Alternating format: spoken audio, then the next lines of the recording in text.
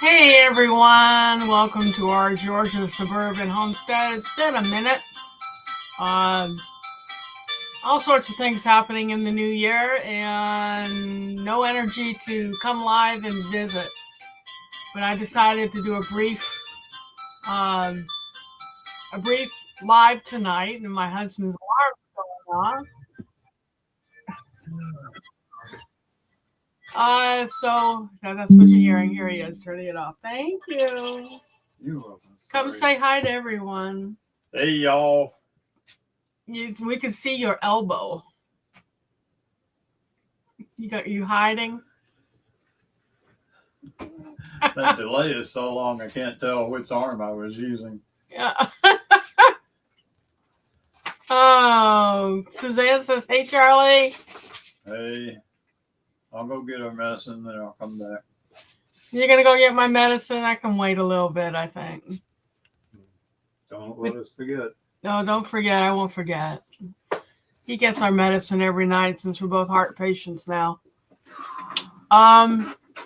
So what's been going on since the new year? Well, we're starting, I guess, to get popular as far as being vendors at crafts fairs. And we've been invited to a number of fairs this year. And our first one, we decided not to do any in February. What did I do? We got invited to a couple of them, so I signed up for two. And the first one's this coming Saturday. And hey, almost homesteading with Janet. And of course, my favorite moderator, Suzanne's here. Welcome in. So our first, I'm sorry, all of a sudden I'm coughing. Our first festival is Saturday from noon until 6 o'clock. I'm going to post the address for our members who are in the Atlanta area. And it's at Peachtree Road in Chamblee, Georgia.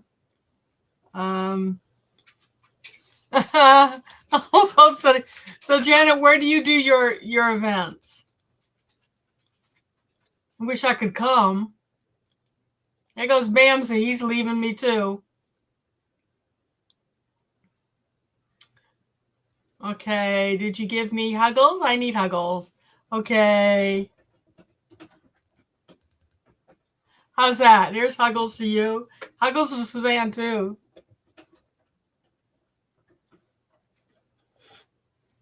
So, Janet, tell me where you are and where your events will be and what do you sell? And while I'm waiting for you to type all that in,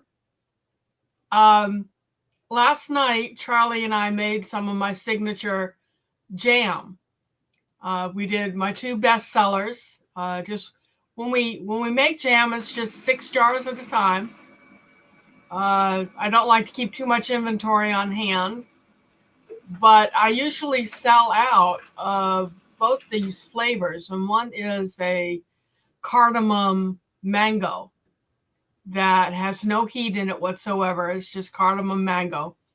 And a lot of people are not familiar with cardamom, which is one of the world's most expensive spices.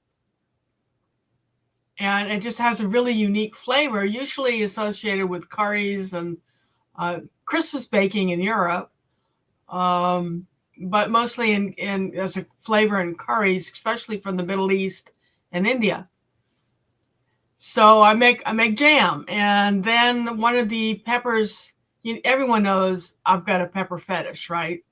I've got like 120 different varieties of seed, and I may plant 60 of those each year, focusing on a new country to try even more varieties. But I always have something from the Caribbean. It's called a Scotch bonnet pepper that they use in Jamaica for their curries and their stews and their oxtail, and actually make a relish or a vinegar with it. So I got this wild hair a few years ago to make pepper jam or pepper jelly, and I ate that as a child, but it was made with bell peppers.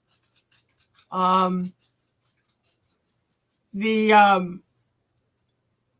but it's very mild. So I said, well, I wonder what it would be like in a jam.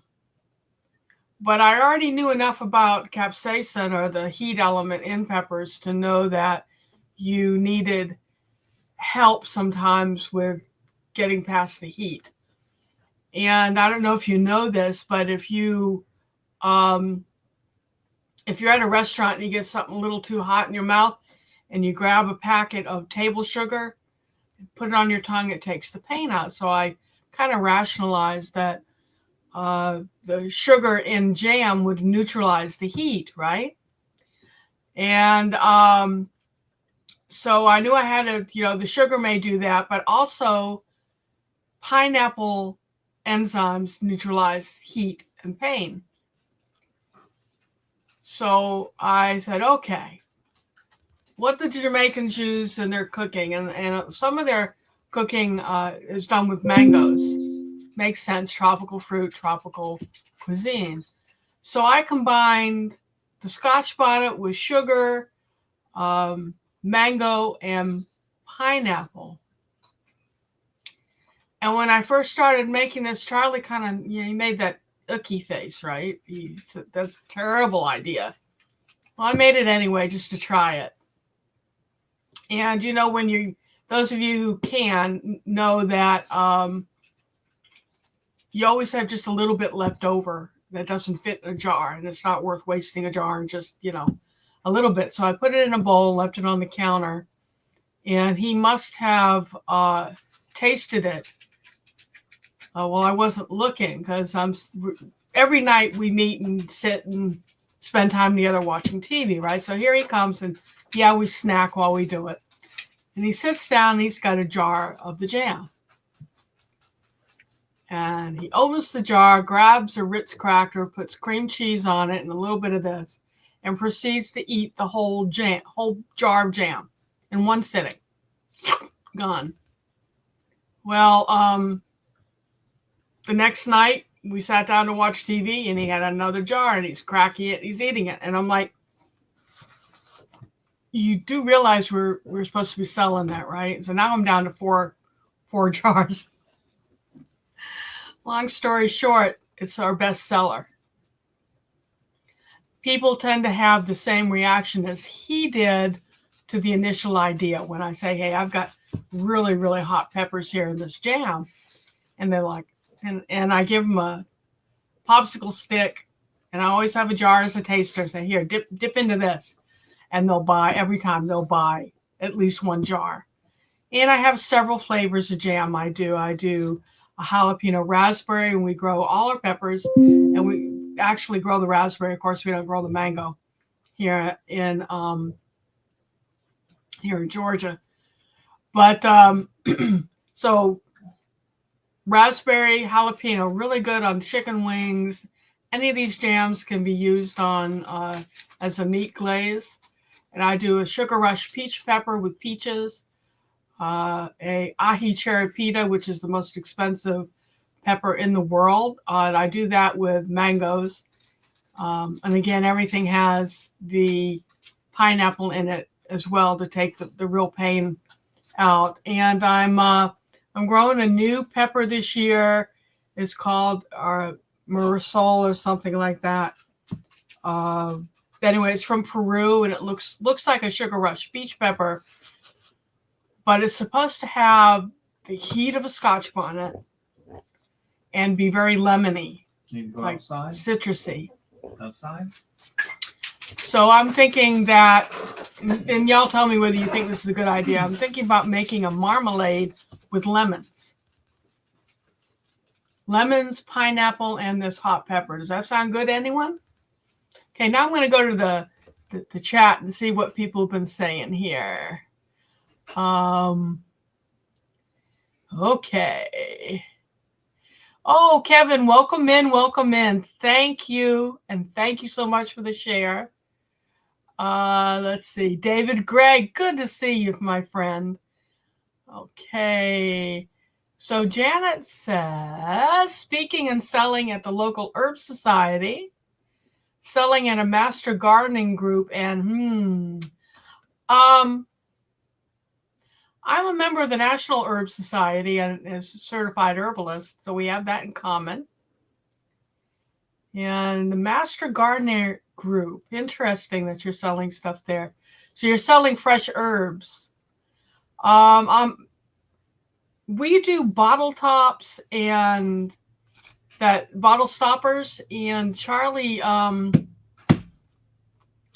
spent some time turning mushroom bottle stoppers. And I can't remember whether I showed you them or if he had done them on the last live. And when he comes back in the room, maybe I'll ask him to go grab a bottle stopper to show you what he's making.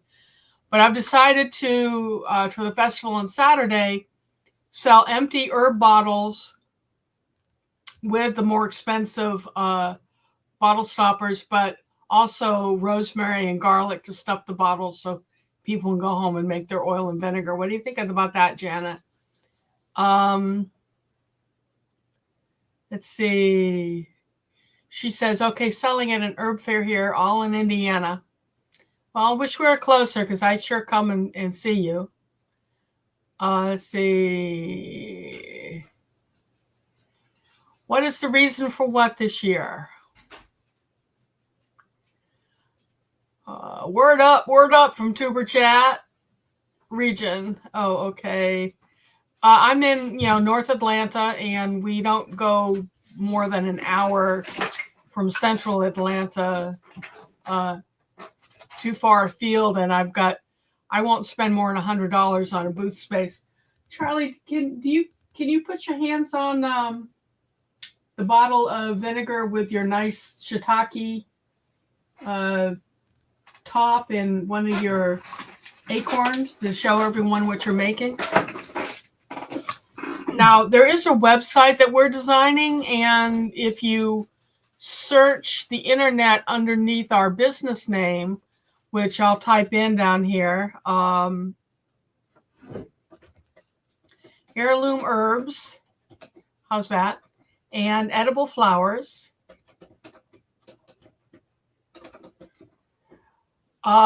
It will actually come up, the website will come up for you. Now it's under construction, so the first part of it has pictures from our products, but then it's got stock photos, and down at the bottom it'll tell you site under construction.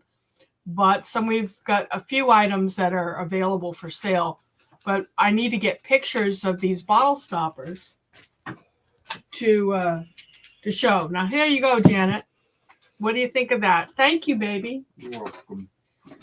So my idea is to sell these bottles with a few fresh herbs in them, like the rosemary and the garlic, and then offer these bottle stoppers, which are,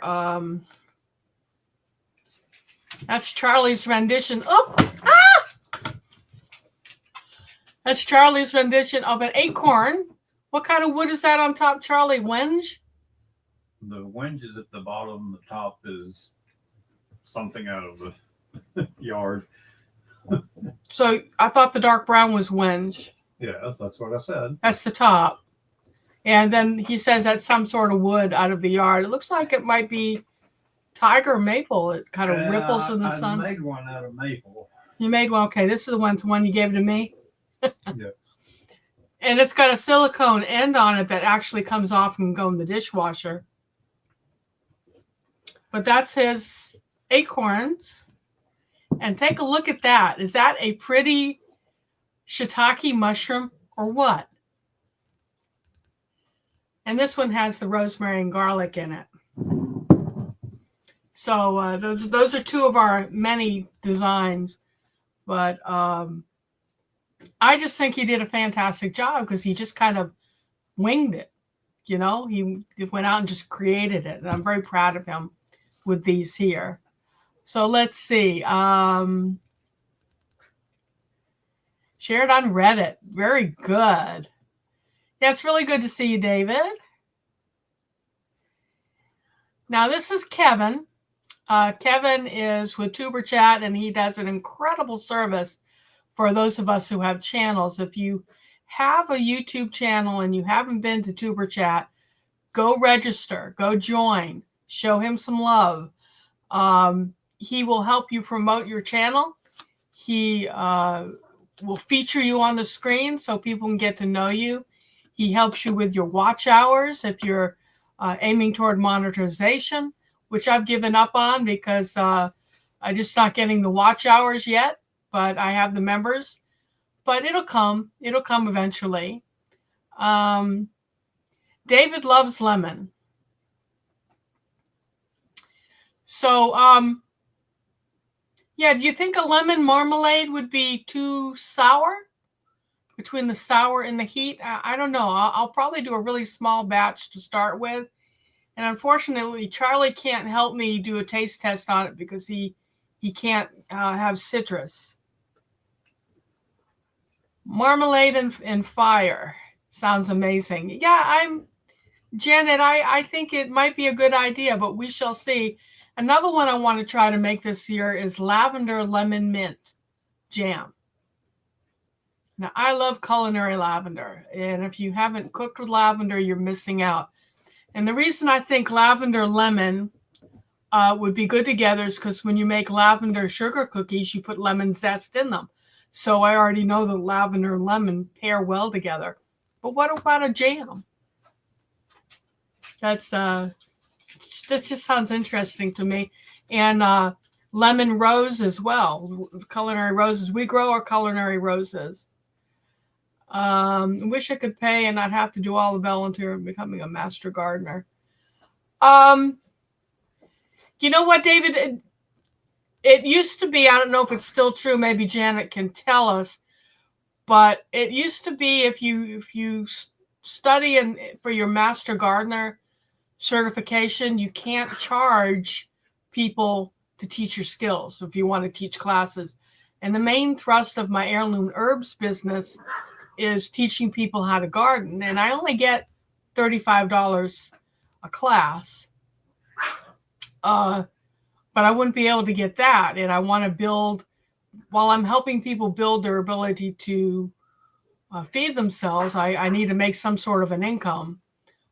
So being a master gardener is kind of nixes that. So I never went for that certification. What do you all think of that? Janet says she's selling herb plants, veggie plants, and maybe herbal skin and body products. That's really cool. I make a plantain weed salve, which I've got a couple of diabetic patients, I'm diabetic as well, who have dry skin on their legs, and they swear by my salve. They say it's the only stuff that they've been able to find that actually addresses the dry skin on their legs. And I also do a comfrey salve, beeswax, shea butter, and coconut oil. Very simple ingredients. So what do you make, Janet? I'll get to your answer in a minute. If you're not a super social person, the volunteer work can be hard. Yeah. What is my pepper region? This year, we're doing Mexico, and I've got 17 varieties of peppers used in Mexican cuisine.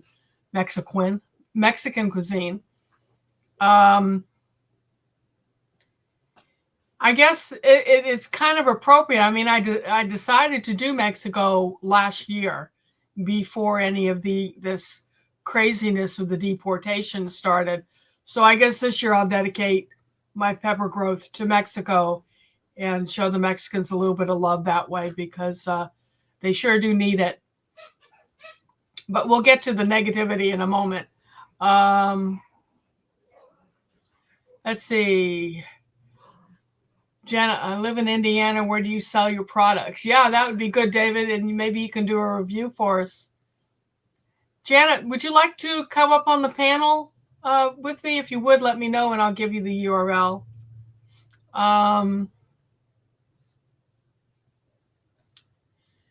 People make me more insane than I already am. Yeah, I gave up trying to be sane. I gave up trying to be normal when I was a kid.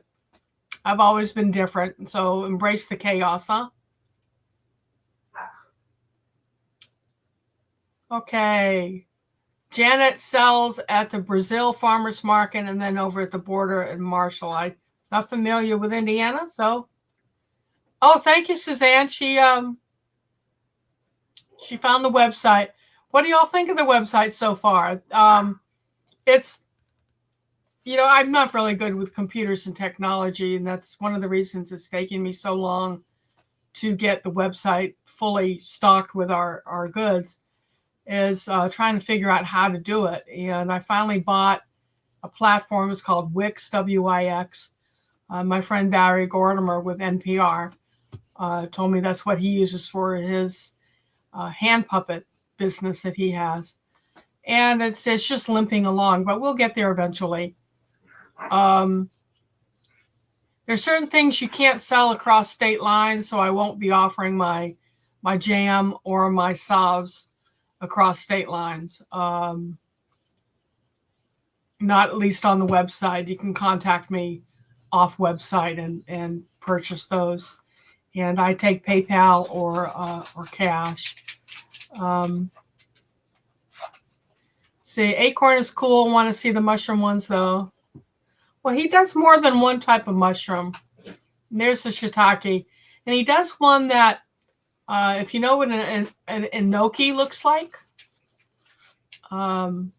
which are kind of a long base and a little bulbous top. To me, they look like penises. Can I say penis on YouTube? Anyway, I just did. You could end up getting banned. Yeah, I'll get banned. What the hell? I get in trouble no matter what I do. Yeah, Janet, you like the shiitake? I think that's great. Of course, I claim this one. I've got to have one, right? So,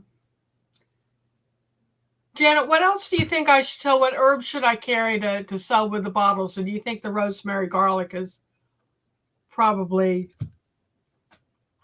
would be the most popular? And I'll tell people just pour vinegar or olive oil over the top.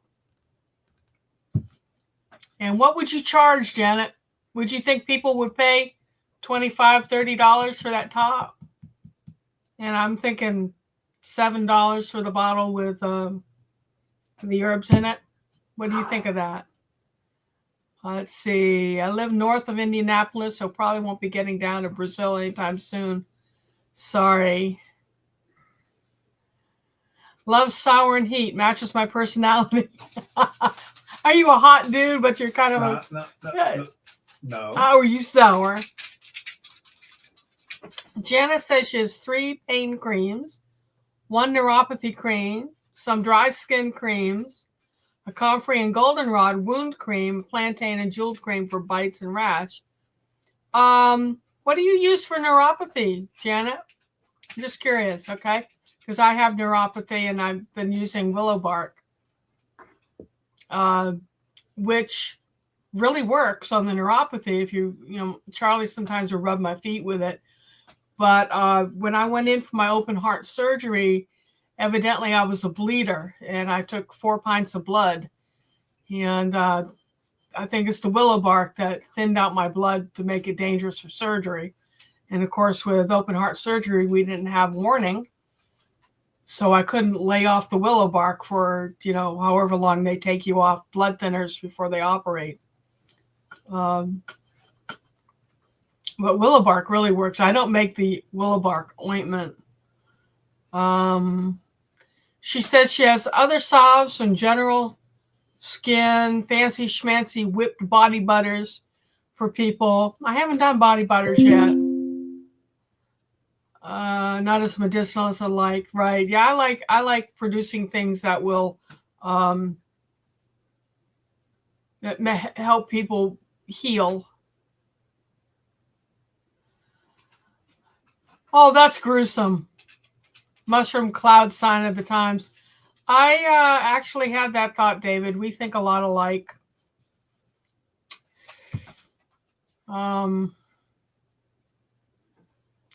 Yeah. Okay. Moving on. Let's see. Are you super far from Jen? Okay. They have a master garden fair? Cool. How far is Indiana from Atlanta, Charlie? Say again. How far is what? How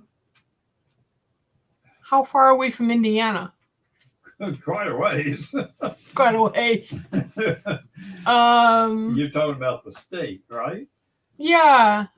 Yeah. Look up Brazil, Indiana. In our town. We're in Snellville, Georgia. Rosemary, garlic, basil garlic.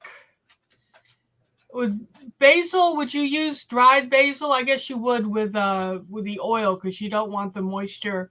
What was the town? Brazil, Brasil, right? Or Zil? Brazil.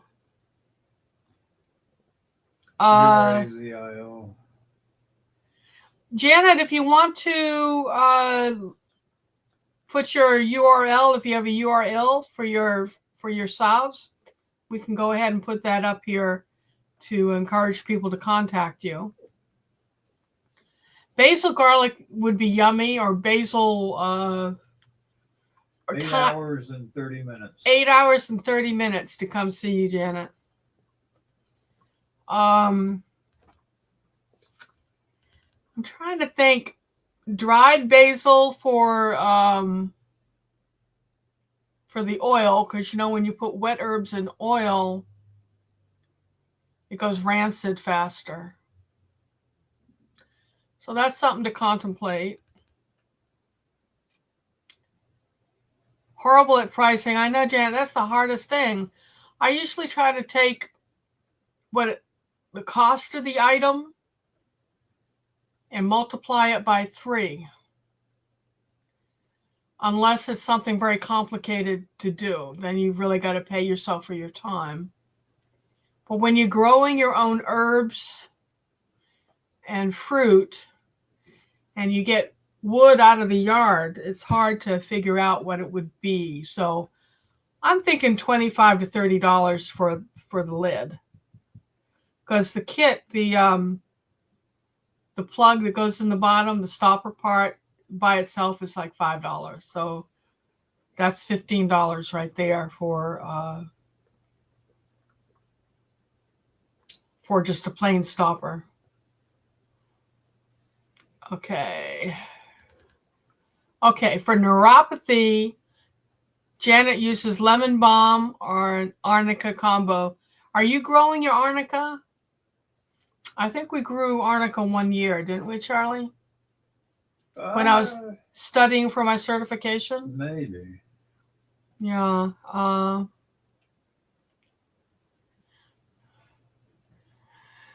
David wants to support a fellow Hoosier. David supported me. He bought when I was going through my crochet phase, he bought the possum scarf. Do you ever wear your possum scarf, David?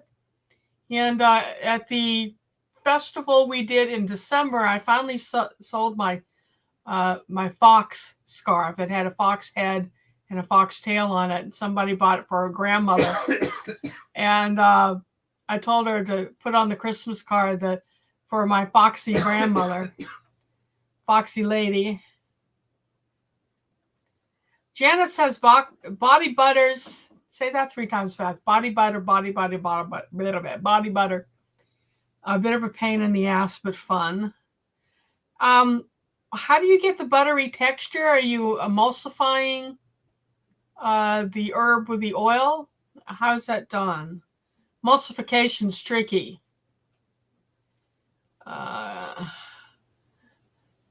Yeah, but not so funny if it actually happens. Great minds think alike. Well, David, you and I think alike, so you're in trouble. How about you, Janet? Are we all kind of, there? Janet's 8 hours from Atlanta. Do I go to the Soil Expo? No, but I should. I know. It's kind of a nice dilemma to be in, because our stuff is selling so well at the markets that the time in between markets is spent recreating whatever we've sold. It's a good dilemma, huh? Yeah. Let's see. Hey, Cheeto, you're going to have to watch Cheeto, Suzanne. I just have a Facebook site, Nature's Abundance. Nature's Abundance by Janet. Okay, let's see.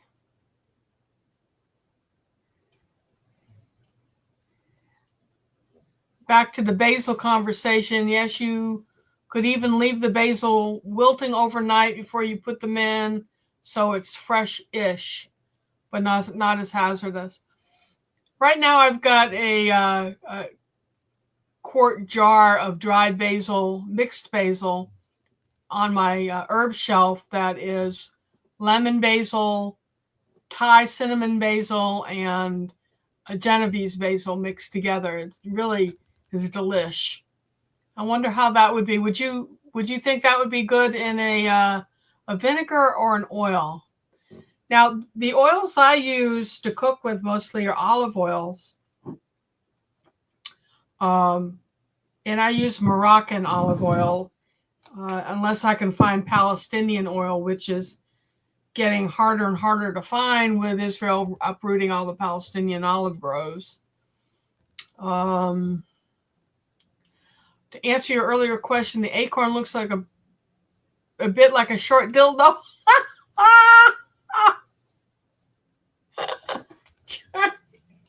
You made a short dildo. Janet says that looks like a short dildo. Okay. He goes, okay. I think, Janet, I've come to the conclusion that some of these herbs that are so nice to use, you have to grow so much of it in order to have enough to enjoy. Like stevia, I'd have to grow like an acre of stevia just to supply myself with it. So some of it's I just buy it from someone else that's got the land and the time to harvest and process and space to do it. You know, sometimes you just don't have the space. Hey, Gwen, thanks for coming in. Hope you're still here. I'm still trying to scroll through the chat. Not to wax political, but David, if the things happening continue, I will be in Indy frequently for events. Yeah, I'm going to get to that in a minute if you're still with me. No emulsify, I'm scared of it. I make a garlic aioli, which that's a Lebanese version of the aioli, which is 3 cups of garlic cloves peeled, a 1/4 cup of lemon juice, but I have to use apple cider vinegar because Charlie can't do the citrus, and then 1/2 cup, I think it's like 1/2 cup of vegetable oil or olive oil, and you get the garlic whirring in the food processor and add like a teaspoon of salt or 1/2 teaspoon of salt. And then you have to add the oil and you alternate adding oil and the lemon juice, like a tablespoon at a time, or like 3 tablespoons of the oil. And it's got a drizzle in a teeny little thread into the garlic as the garlic's whirring. And then you do a tablespoon of the lemon juice or the apple cider vinegar, and then a little bit more of the oil, and you alternate, and it starts getting into a slurry, and then literally all of a sudden it goes poof puffs into mayonnaise. It's kind of amazing when it does it, and then you stop the whirring or you'll overprocess it. But try it sometime. It's wonderful. Okay, homesteading when Janet's Facebook page. See why we love Suzanne? She is so good at helping us out here. Let's see. He wears the possum scarf. Yes. Last week you saw a young possum under your back door ramp. Did you set any food out for it, David? You feed them grapes and they'll love you forever. But dog kibble is best for them. Cat kibble is too high protein to be healthy for them. But of course, a wild animal isn't being overloaded with the protein. But they really need help this time of year. Okay. Soil Family Expo. When is the Soil Family? Oh, the Soil Family Expo. You mean in Savannah? No, we don't go to that. We were at their first one, and they decided, I think, that I'm a little too strange for them, and they won't let me come back, so we don't go. You ship your body products. I'm having trouble. What kind of trouble are you having? I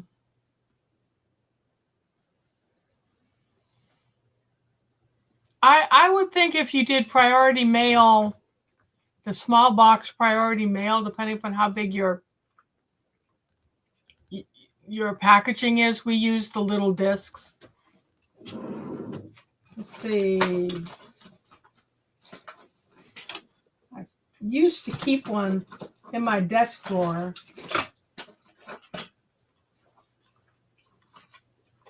Charlie, do you keep the salve in your pocket anymore? No. Shame on you. Let's see. Do that? I don't have a tin. Well, I had it in my pocket. I probably washed it in the wash. But the little tins, little flat tins, is what we put ours in. And what I've discovered is you don't need a whole lot of it, and the tins like this last years. So next time I make a batch, I'm going to put it in the little tins. Yeah, that is a cool basil mix. It was delicious. And it's a result of just being too lazy to come up with different jars for the different varieties of basil I grow. Okay, so you don't use vinegar at all?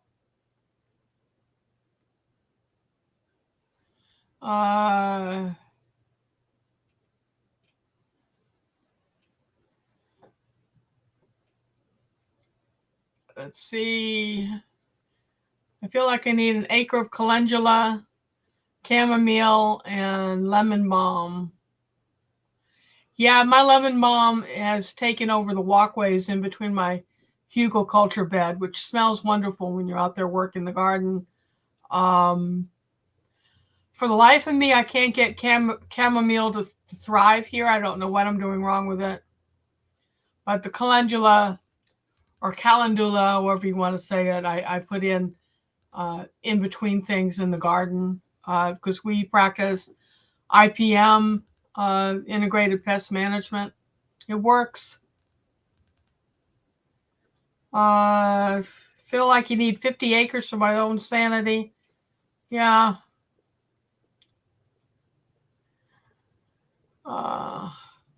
Having to move unexpectedly. I've been doing a lot of packing. I'm sorry you have to move unexpectedly. Would you like to share with us why and where you're going?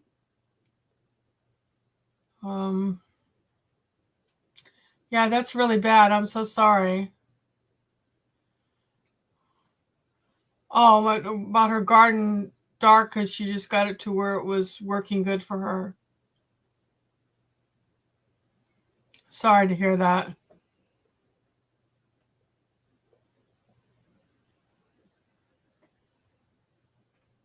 Yeah, Suzanne's the best, Janet. Yeah, I kind of figured you would, David. Joy is asleep behind the screen. Should I pick her up and show her to everybody? The feral cats. We feed all sorts of things here. Your body bombs melt in shipping. Even in the winter?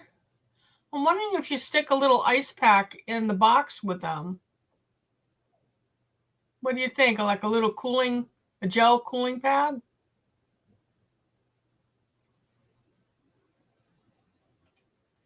Let's see. Vinegar is gross. Oh, I love balsamic vinegar, and there's a Japanese vinegar called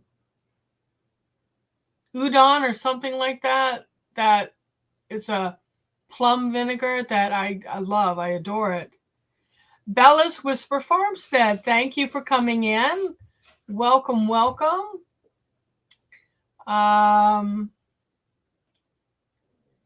Let's see. Integrated pest management is like companion planting, yes, but if you have particular types of pests, there are different herbs that will help repel them. But also, you can plant herbs that attract the predators that will come in and eat those pests. So you're integrating both plant and nature and bringing predators into the garden, like the birds and lizards, and you're setting up a situation where nature helps you with your pest control. And it takes quite a few years to get an ecosystem set up on your property where you have all that in place. And it's equally hard. We're in a residential neighborhood. We don't have an HOA, thank God. But we've got neighbors that spray chemical, and that's a problem because, chemicals drift.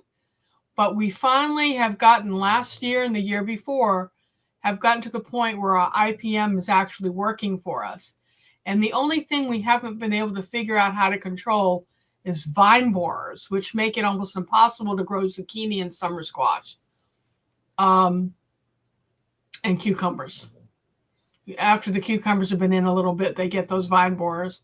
But the other bugs we've been able to get under control by attracting wildlife onto our property, and we've got all sorts of things like groundhogs and armadillo and raccoons and possums and snakes, and we welcome everything here. Every now and then we welcome humans, but they tend to stay away because they think we're weird, and we are. But yeah, the IPM, I should probably do a few videos on IPM and show you what we're doing. But yeah. Several feline housemates, have a dog. Oh, I'm so sorry. Rest in peace, Lucky. Are you going to replace him? Yeah.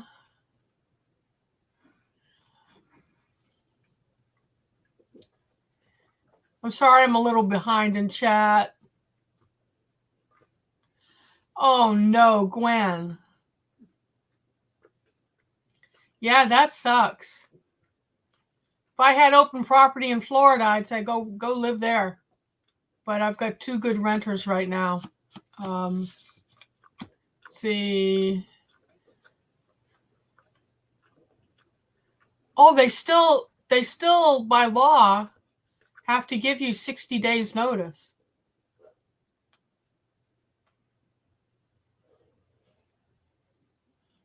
Frozen steak in my order.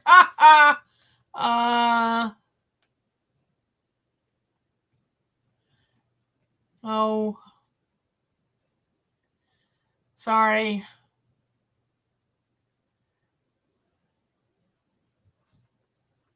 Yeah, if the management company should have let you know, give you 60 days on that, Gwen.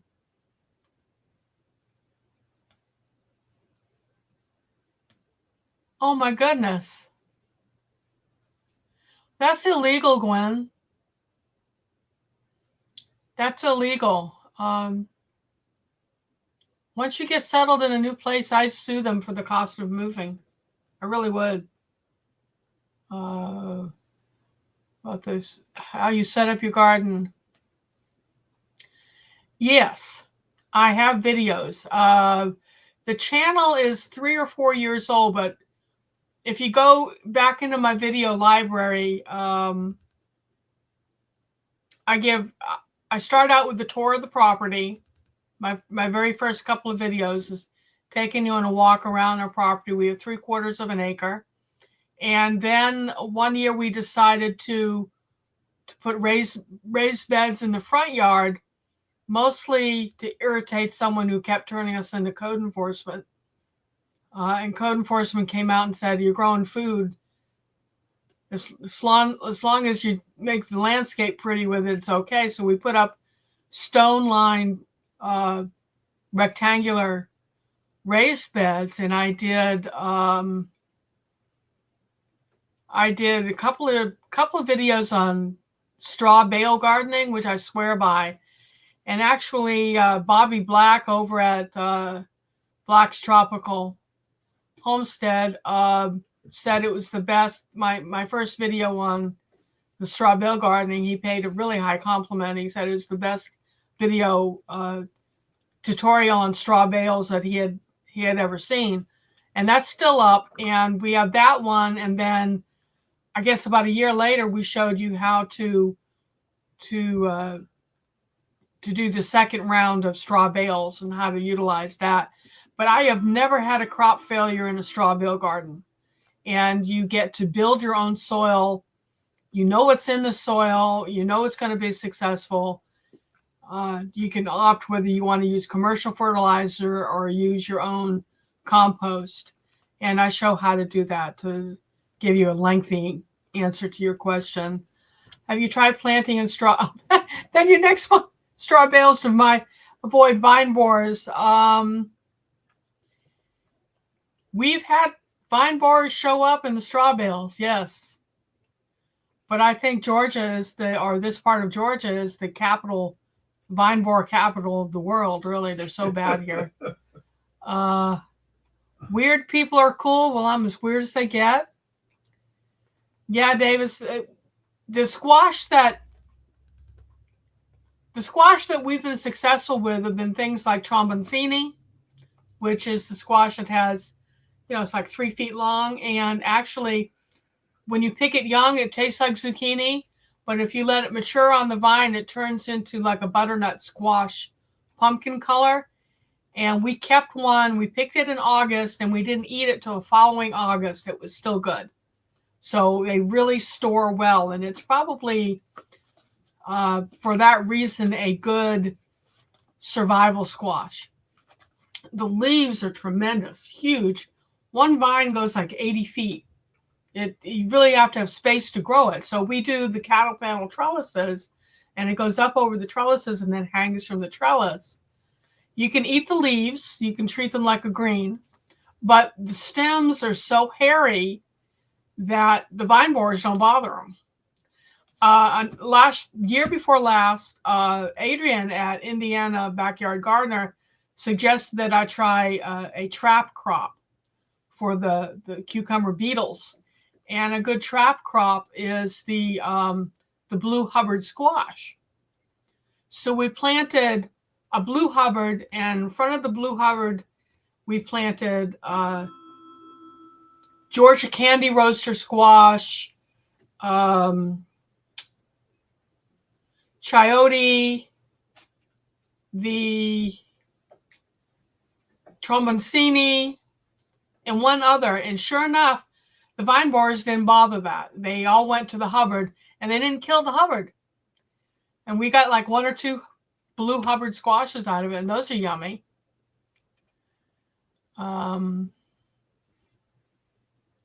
Probably too soon to get a new dog, yeah.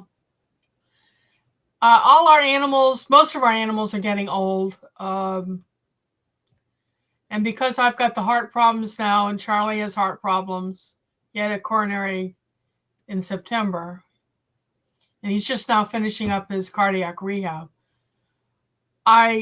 When our animals start dying, I probably won't replace them because I'm afraid of dying and leaving them to the shelter, and it won't be good, and they'll die in not good conditions.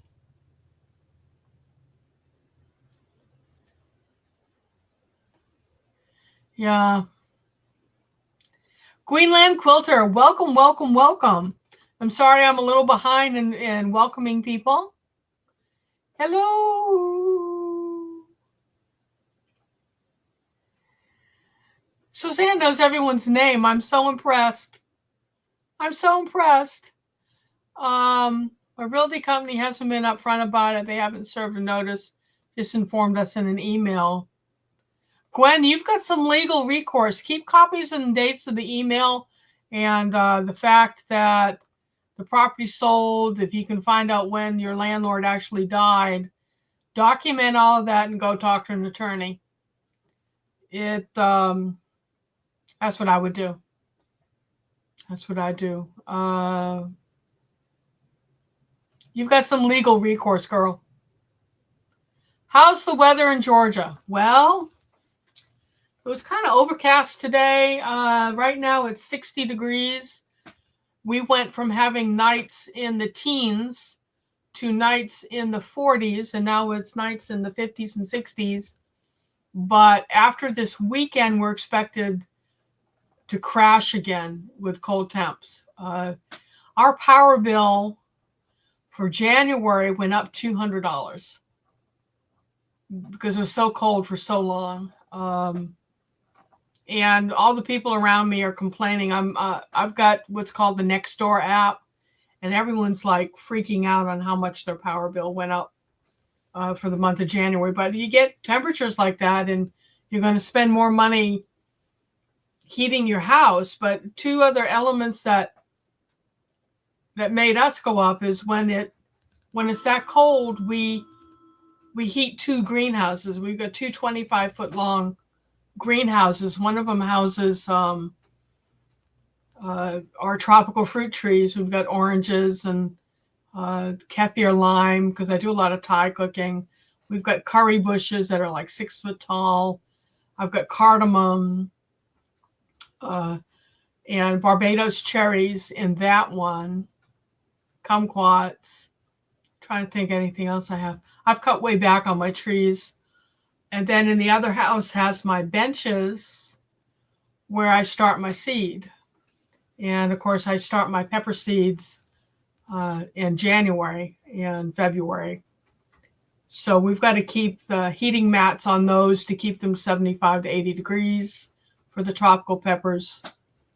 And then we also use propane. So our power bills go from like $180, $190 a month to $400. So yeah. Adrienne, I was just talking about you. Welcome in. And I was telling them how you taught me about the Blue Hubbard squash as a IPM device. Hey, hey, hey. There you are. You have more than one? She's trying to confuse us, Janet. Growing food, why does it have to be pretty? I don't know.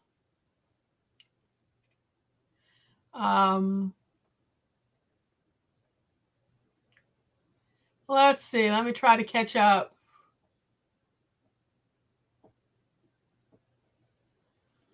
Yeah. But some things are standard. This is my first year of Straw Bale Garden. Go watch those. Maybe Suzanne can look up the URL for us for the straw bale. It's at least 2 years old. Suzanne, if you go through my video library.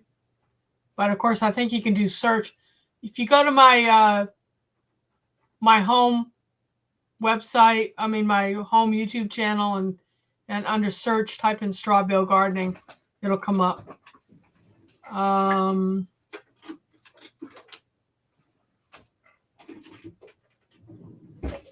Adrienne, I was just bragging about you. Adrienne is doing her seed swap. I'm planting most of mine this year, David, but if I have any, remind me at the end of the summer to send you some. Baker Creek, maybe if I do a drawing tonight, I'll see if I can see if they're not sold out of them. David says he's got lots of seeds to trade. Hubbard, yeah, says Adrienne. Yeah.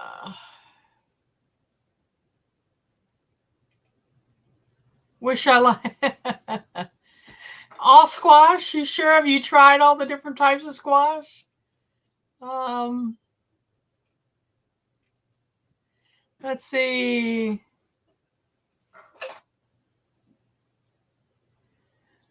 As I said, Janet, the Tromboncini is like, the vine is like 85 feet long. So I would not, if I had to garden with a community garden, you're not going to have the room and people will hate you because your plant will just take over the whole thing. Okay. Let's see. Oh my goodness, 16 degrees and it's also snowing. And yes, the energy prices have gone up. Cool. Yeah, thanks to climate change. We keep our house set, heater set at 65 in the wintertime. That's why you see us all bundled up and extra coats on the back of the chair to pull over if it gets extra cold in here. And in the summertime, I set the air conditioning on 80 or 85. Let's see. You did hear me. Good. Yeah, good. Your ears were ringing.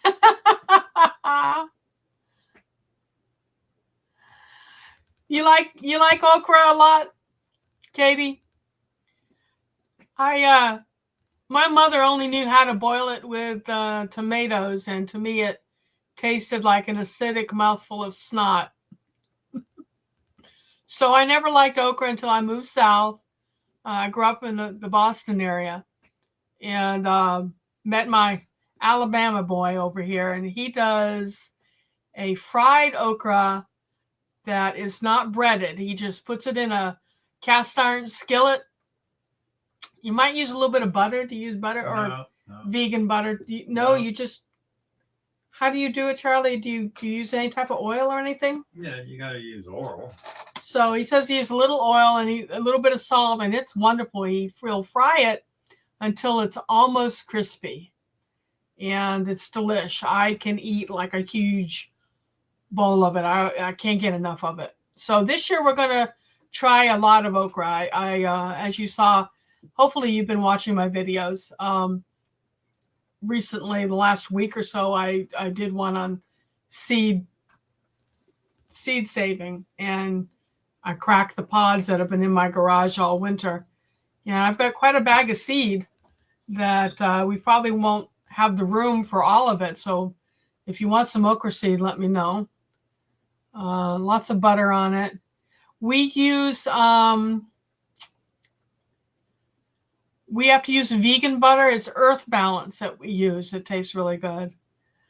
Hello, another time. How are you doing? Welcome in. Let's see. I wish you could taste his fried okra. It's amazing. He also used to make crackling cornbread with buttermilk. And I have never had cornbread that tasted so good as the cornbread my husband used to make. And then we discovered that he has an allergy to milk protein, so no more buttermilk cornbread here.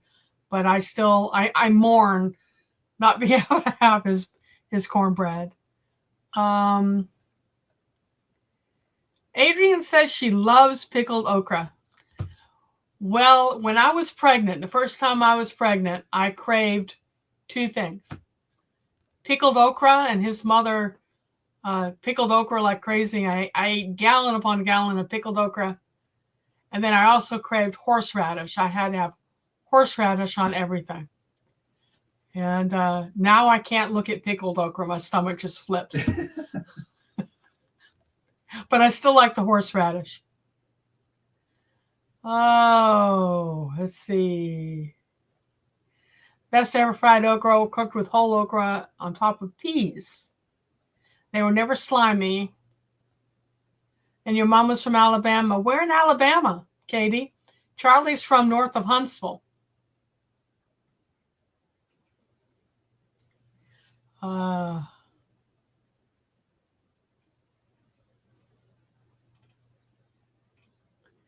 Okay.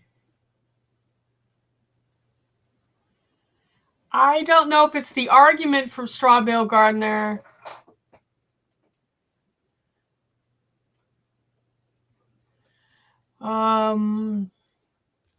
You grow collards, mustard, spinach, potatoes, and more. Do you grow any chard? I love chard. In fact, when I grow beets, I don't grow them for the beet. I grow them for the greens. I love beet greens.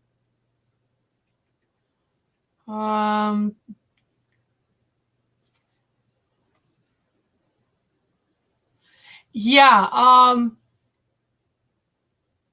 I tried to order some Eastern European tomatoes and peppers this last July from Nikotova, and they would not export them to the United States without a special permit from the USDA, which I have a permit, but I needed to renew it. So I went to renew it, and there was an announcement on the USDA website that they weren't allowing any imports of peppers and tomatoes from different parts of the world. And I think that's something that we all need to talk about. You know, what's going on with that? Jasper, Alabama. Where's Jasper, Charlie? Oh, it's the southern part. Southern? Yeah. Okay. Greens with vinegar. Loves the chard.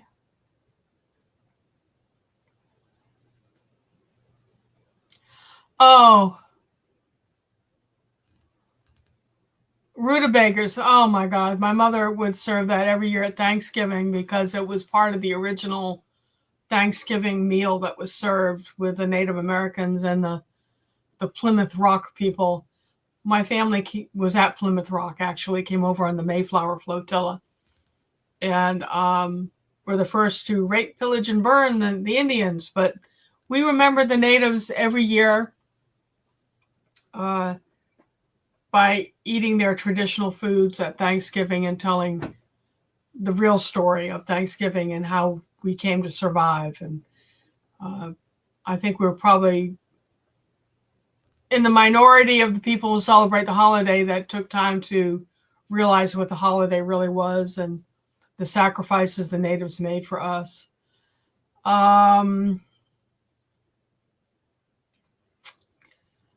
Beet greens are wonderful.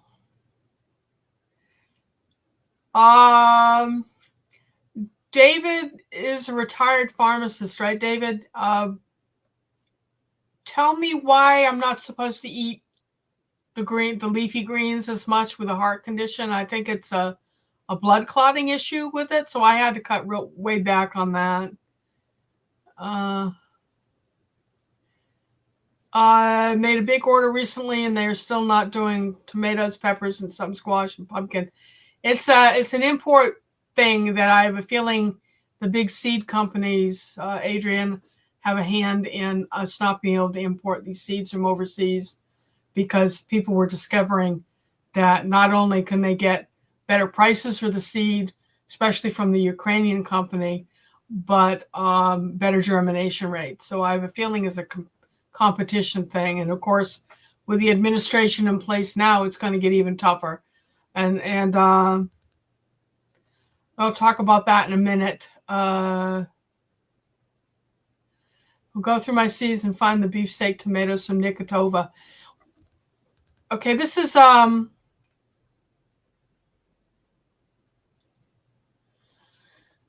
good point to just say what I was going to say. I said there was going to be a little bit of negativity tonight, and it has to do with the way our government is going.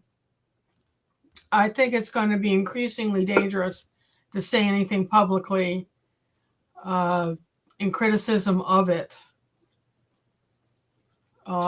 in the way that people were jailed and persecuted in the former Soviet Union, and to some extent now in Russia, for disagreeing with the government. I have a feeling we're heading that way. So we're going to have to be careful about how we criticize and how we complain.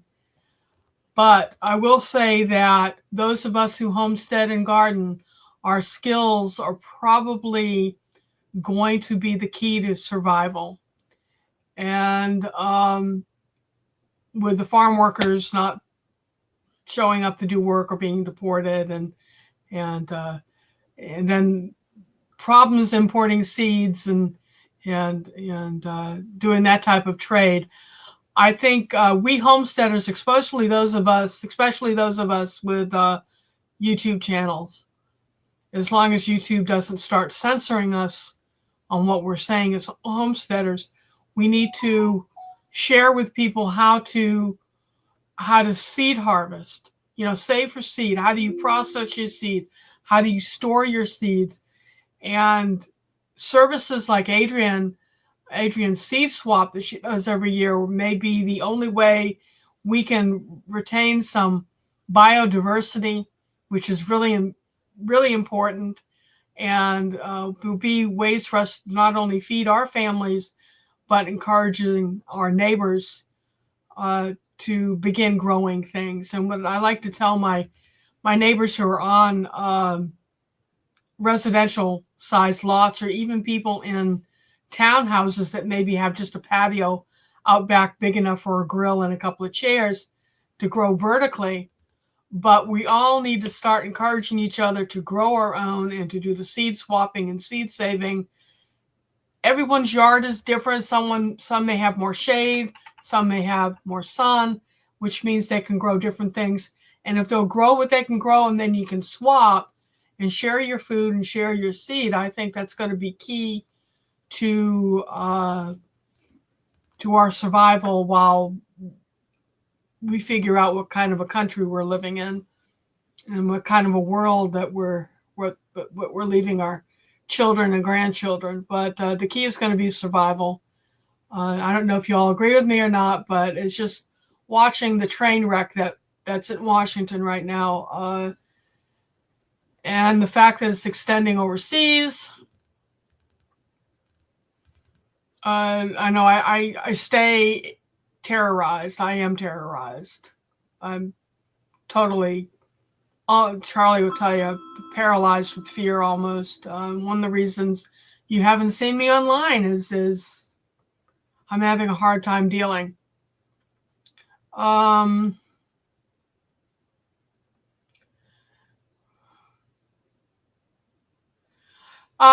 Katie, have you ever had milkweed? The milkweed that all up north. I'm wondering, in Greenland, you probably have the same milkweed that we have here, that produces the pods that are kind of, what shape would you call that? Shaped kind of like a fish. They're kind of fat on one end and they go down. I ate them for the first time last year. You pick them when they're small, when they're like this big, and slice them up and treat them like okra. They were delicious. I did a video on it. It was really, really good tasting. So this year I'm going to pick a lot of it, slice it up, and freeze it. Now, the only thing about freezing it is if you lose your power, then you've lost whatever you've frozen. So I need to start doing some research as to whether you can can it. How would you treat it like okra? But I would love it if some of you would try that this year. The milkweed pods. Remember, you only want them about this big. If you crack them open and the seeds are white, not brown, if they're white, it's still edible. If they've turned brown already, then they're seeds. You need to use it to plant more milkweed. But they were absolutely wonderful. She pickles everything, beets included. Pickled beets I like, and salad. Marketplace Boutique, welcome, welcome. Pickled onions, yes. Okay, vitamin K encourages blood clots.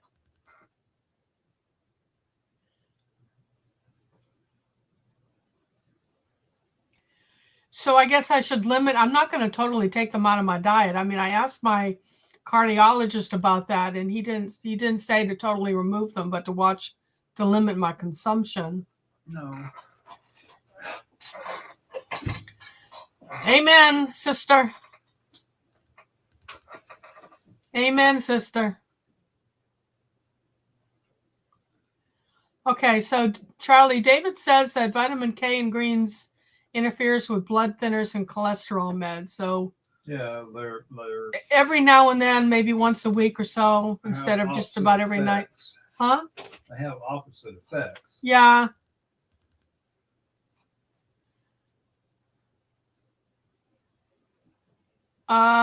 Sadly, I might be right there with you, David. Guess we'll see you on the other side, eh?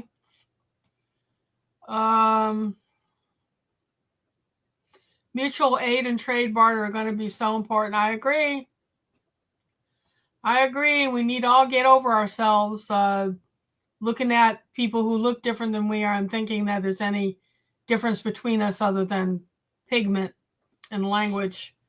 We're all human, and we're not going to make it through this without each other. And might be Anne Frank time for some people. Green Lantern Puks and outside influence, hard, not going to capitulate either. Very good. Great thoughts. Yes, I think.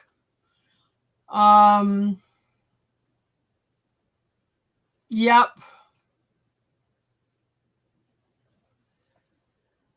Now that's an interesting thought, seeing as we're killing nature as fast as we can. I mean, look at all the animals we're driving to extinction, and each animal, and by animal I mean down to soil microorganisms, everything has a purpose, and we continue to wipe the earth clean of all our puzzle pieces, if you know what I'm trying to say.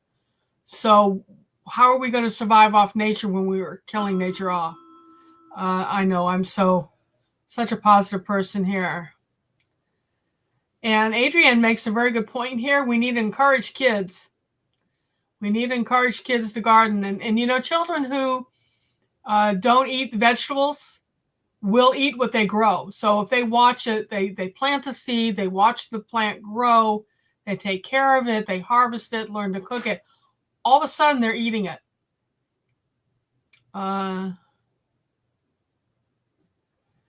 Still need your vitamin K, happy medium. Yep.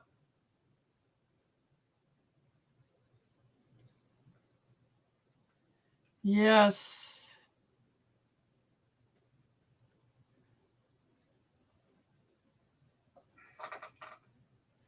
Yeah, they well, you know, Elon has all our information anyway. And you know, if they kill Social Security, we're dead, because we blew through our savings when I had my first health crisis in 2003, and we're going to rely on Social Security to survive. And if that dies, then we die. So wish us luck. Oh, yes, a stinky cat. Say hi to David. Oh, Garden State Gardener. There you go. Good to see you. I miss you so much. I miss seeing you in their lives, and then I got busy with the markets, and so I'm whenever I see you online, like this last time, I popped in and left you running and went and had to do my thing. But I so miss you, Joe. You always make me feel good. Have I ever had hosta shoots? I keep saying I'm going to try them. I planted probably 20 hosta, thinking that I would start eating them, and then I don't. I also planted daylilies. I've got to be careful, make sure it's a daylily and not a tiger lily, but you can eat the young shoots in daylily and the roots. So, you know, that's good too. Oh yeah, thumbs up if you don't mind. It helps my channel. I'm assuming you're talking about the milkweed, but you have milkweed up there, don't you?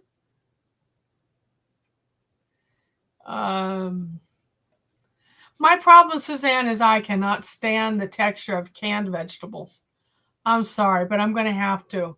I've got all the dried things I can store, and I really need to start canning this year. So I'll be watching the Mennonite Farmhouse. She does a lot of canning videos, and another thing I'm starting to get into is fermented foods. And I've been fermenting onions that are delightful. I should probably do a video on that too. When's the best time to harvest the milkweed pods? When they're that big. Yeah, you want to get them before the seed starts maturing inside. And I do have a video out, Adrian, if you want to look that up. Backyard Trucker, thank you for coming in. So good to see you. See, I'm going to try to catch up here.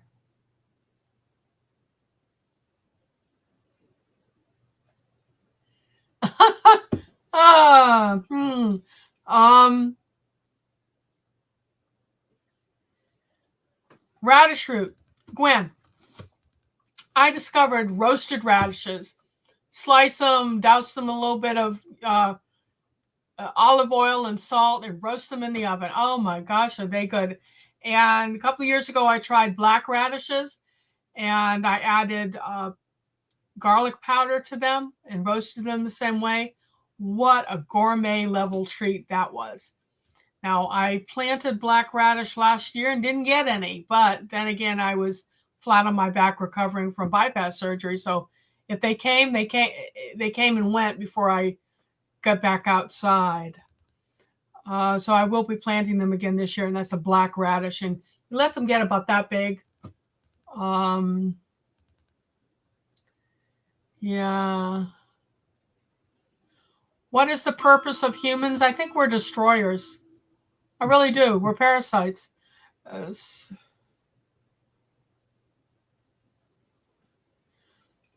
Yeah, that's well and good, Katie, but the damage your neighbors are doing will impact where you are too.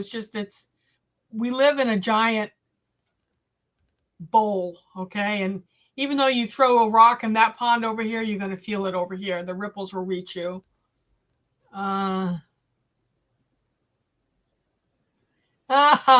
Yeah. Pretty kitty. That's not Joe.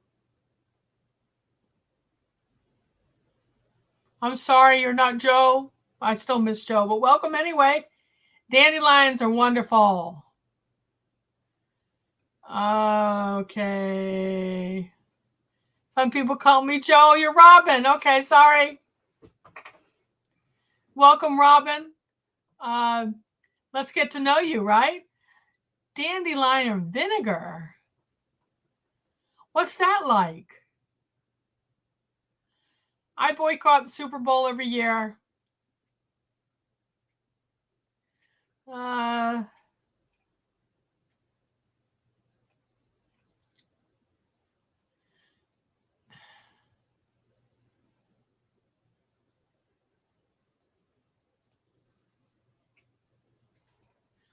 didn't know that.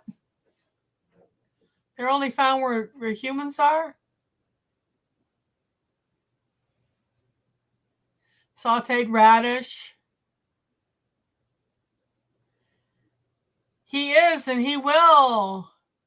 Yes, let's just take over a whole country and move the whole entire population out so we can build our real estate empire, shall we? And the Arabs. And we'll let our taxpayers pay for it, even though none of us will ever be able to enjoy it. Our tax money will pay for it. Oh, they take on flavor like potatoes, sour.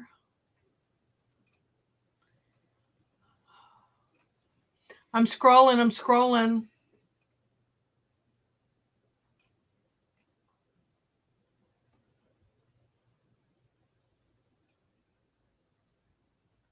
Yeah. Because I'm so senile, and I'm going to refresh my memory and do a video, I promise. And I'll have to do it soon because the dandelions are going to start popping out here. I think when they first come out, their leaves, they'll grow upwards.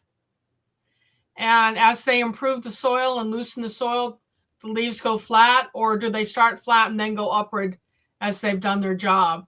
But you can look at the way the growth habit of the dandelions in your yard and know, well, that's compacted soil and that's not, based on where the leaves are. But I forget which is what, but I'm going to have to refresh my memory before I do a video, right?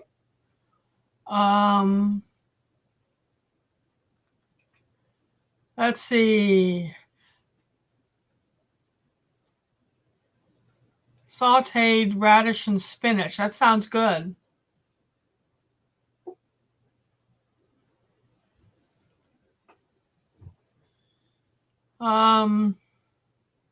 I don't think we'll ever end racism, David. Racism is a result of tribalism, and as long as we have people who are dedicated to their own tribe, we're going to have racism. And tribalism takes all sorts of forms, from what football team are you rabidly a fan of, that's tribalism, to nationalism, whether you're a white nationalist or a brown nationalist or Arab nationalist or Israeli nationalist. It's all racism and it's all detrimental. That's just my opinion.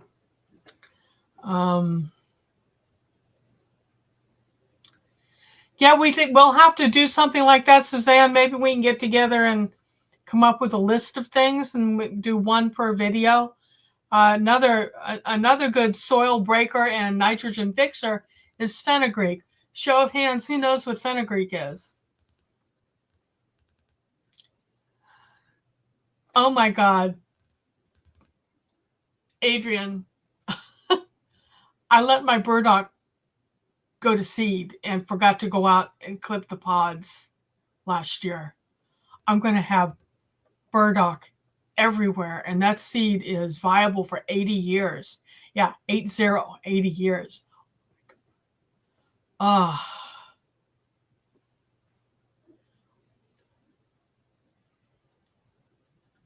Someone who loves you, Adrian, sent you a comfrey plant. Has it spread yet?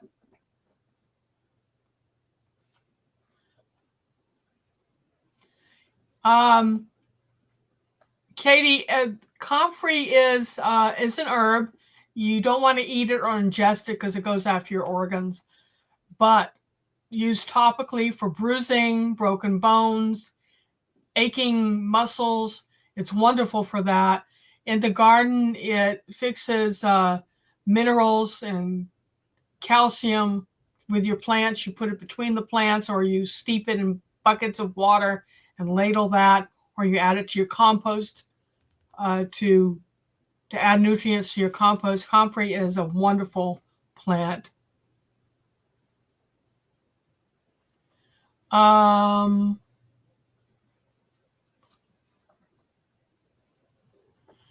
Are you? Oh, gloves and tweezers.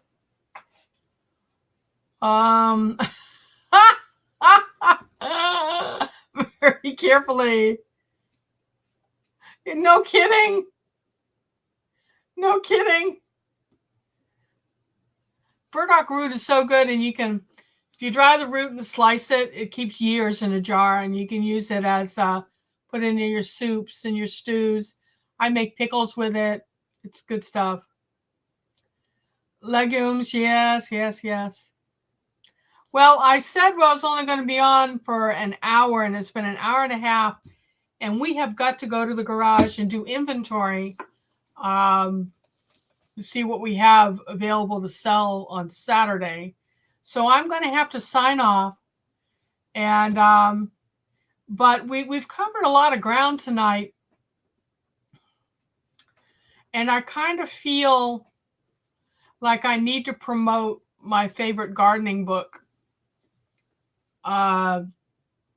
which is The Humane Gardener, How to Maintain a Wildlife Habitat. It will change the way you look at gardens and the way you look at your landscape, and help you establish an IPM ecosystem in your yard. Was there anyone in here who'd be interested in that book? If enough people are, then I will do the Wheel of Names. That's cool. Let me put my email up if you want to. Let's see.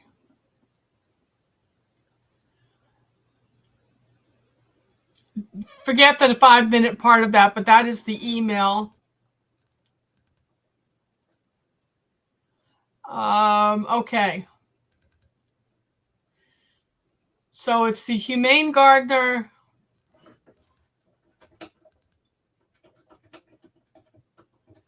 And the title is a little bit longer than that. It's not maintaining a wildlife habitat.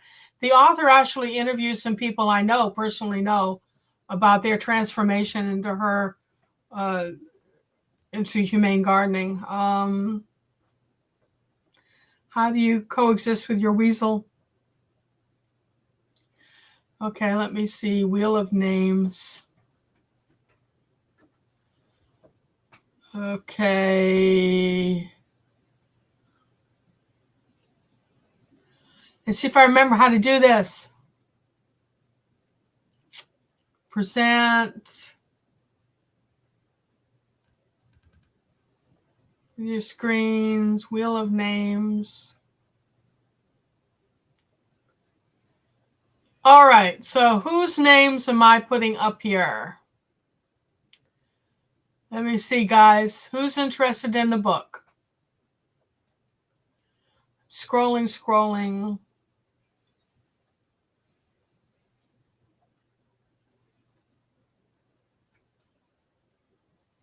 I am so glad you're here, Katie. So don't leave before you have a chance at the book. Okay. I'm scrolling, looking for who's invited. Just type in book if you're interested so I can get your name on the wheel, and then we'll spin it. So I know Janet is.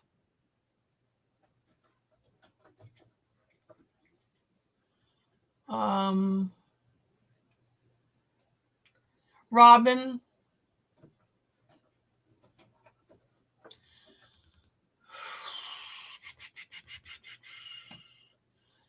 David, is that a yes about the book? I haven't bought you a book yet.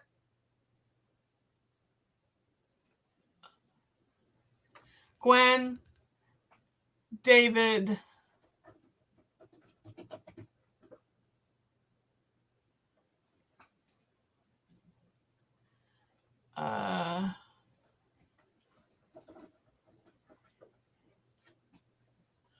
Let's see. That's 3 hands.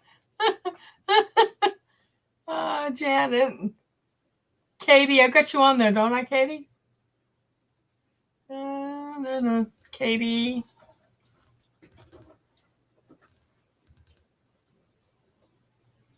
David. He's already on there. Suzanne is already on there. Robin, Gwen. Gwen, did I get you on there yet? Yeah.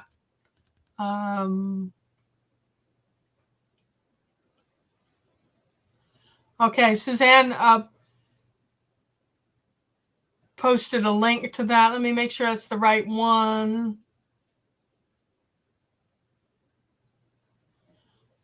I got to go over here.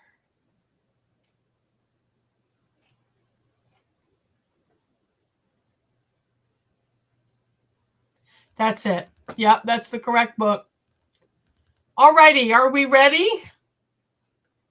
Are we ready? Here we go. Y'all should be so proud of me figuring out how to do this. How long did it take you?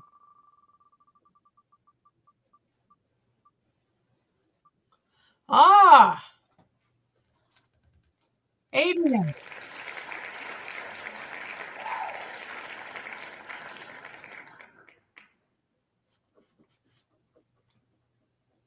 Congratulations. Going to take your name off the wheel because it's not fair to have you on for the next two drawings. Let's say, woohoo! All right. I ask you, Adrian, once you've gotten the book and read it, could you do a video or two on things that you've learned and things maybe that you already do that the book will mention to you, so we can encourage more people to adopt this type of gardening. That would be great. That would be great. So let's see. It was David wanted some tromboncini. Let me look at Baker Creek real quick to see if they still have it, because they sell out of it.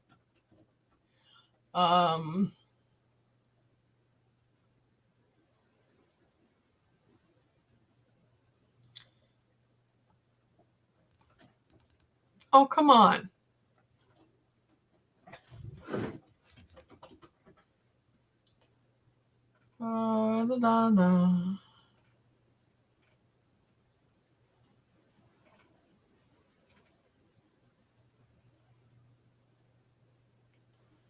All right. Yes. They're calling, and the other name from tromboncini is zucchino rampicante. I'm sorry, I don't speak Italian, so I butcher that. So I'm going to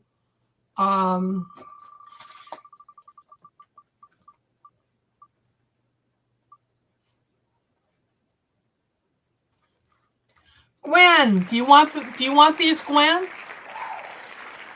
Oh, okay. Gwen, do you have room for the squash, the tromboncini? If you don't, then what would you like?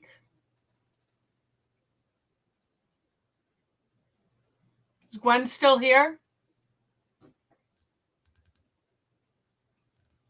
Gwen's moving, so are you going to have room to plant? Okay, because this vine gets 85 feet long with big old leaves.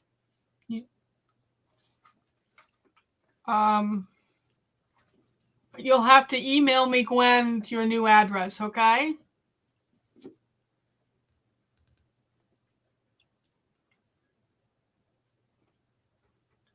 Hey, Queen Bee. What did I misspell? Yeah, that was on purpose. You have room at your son's house. Okay.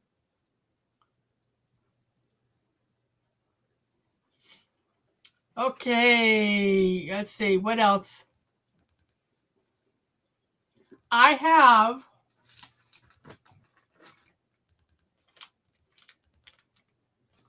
milkweed seed. I'm not going to send this whole thing out, but I can send a partial pod for milkweed.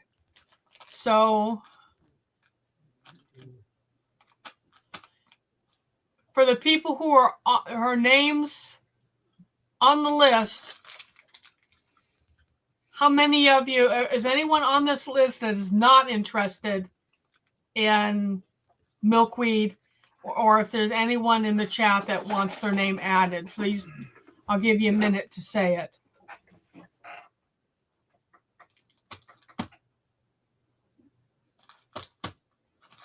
Okay, yes, thank you, Gwen.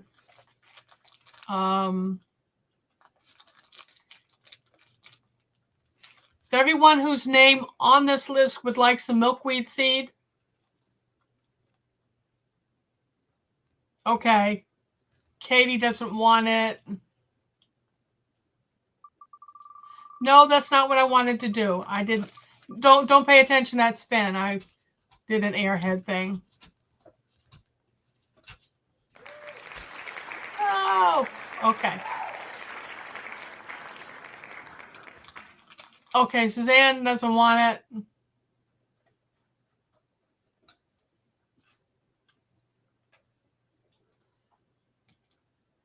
Janet says milkweed would be lovely. That only leaves Robin, Janet, and David. Are you all three okay?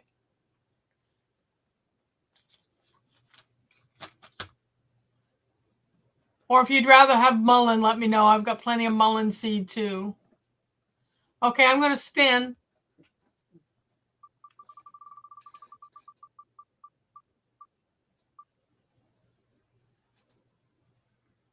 Woo! Robin! Okay, Robin? Are you here? Yeah, there you are. Robin, send your name and your snail mail address to the email address that's scrolling on the screen right now, okay?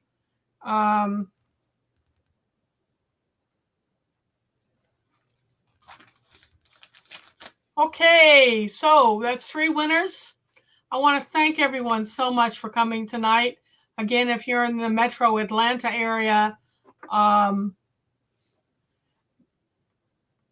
this is where we'll be on Saturday from noon until 6 p.m. Come see us at our crafts booth. You have a chance to purchase neat things like this: bottle stopper, cutting boards, resin art, and meet us and chat a bit.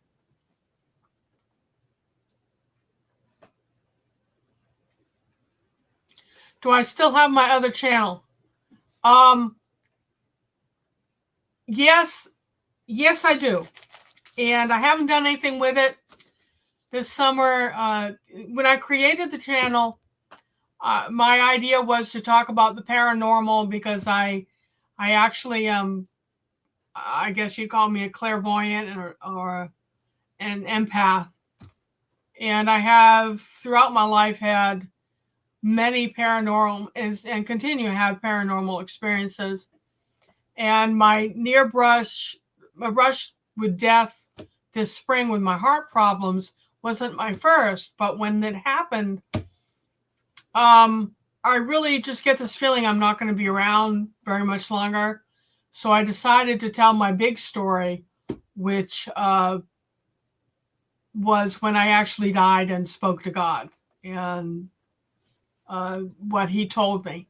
And I did that video. I decided just go ahead and tell it. I was saving it kind of as a teaser to get people to tune in.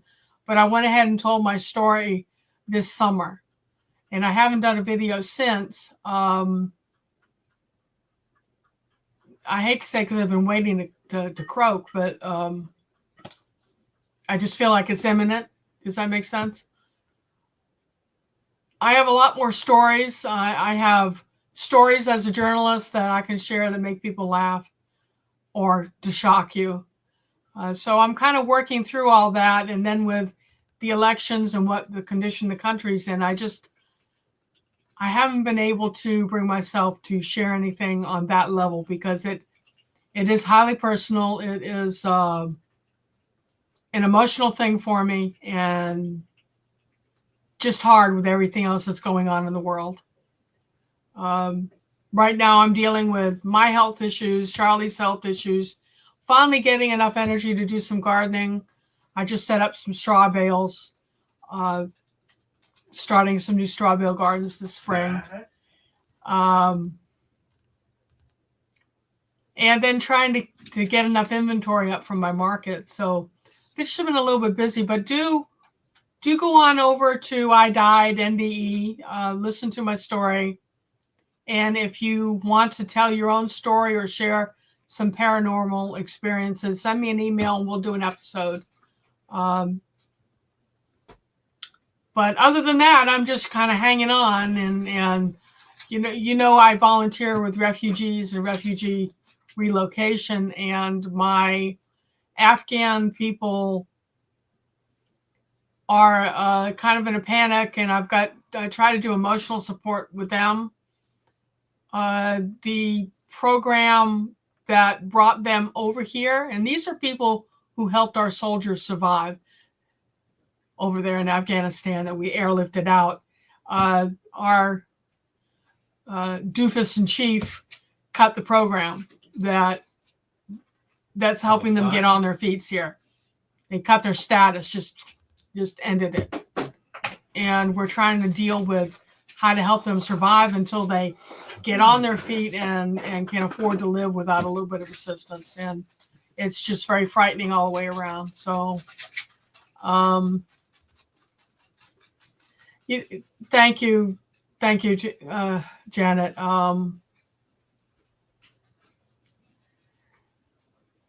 Yeah.